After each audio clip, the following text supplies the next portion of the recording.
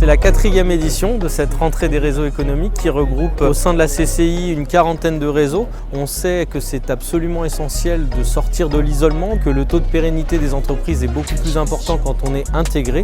Et donc c'est vraiment l'idée de faire cette fête des réseaux et de pouvoir rencontrer un maximum de décideurs et de faire découvrir l'étendue des réseaux qu'on a dans les rangs.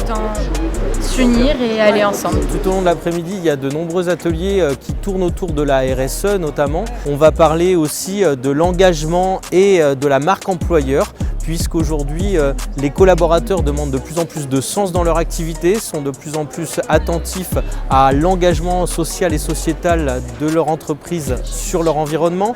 Tu la contactes de ma part? Oui, tu m'as laissé la carte. On ne se serait pas rencontrés s'il n'y avait pas eu un événement comme ça, je pense. Un événement comme ça est essentiel pour la mise en relation et le développement.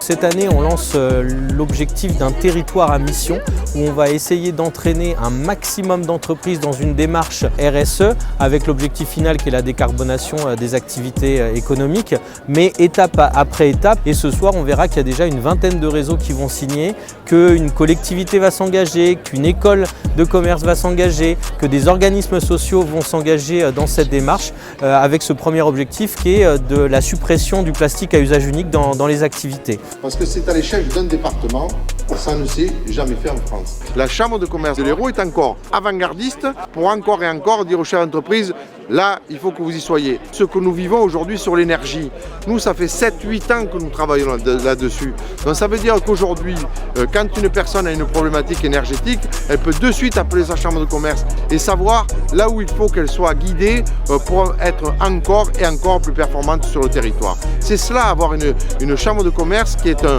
facilitateur et un accompagnateur de territoire. À un moment, nous devenons un territoire inspirant.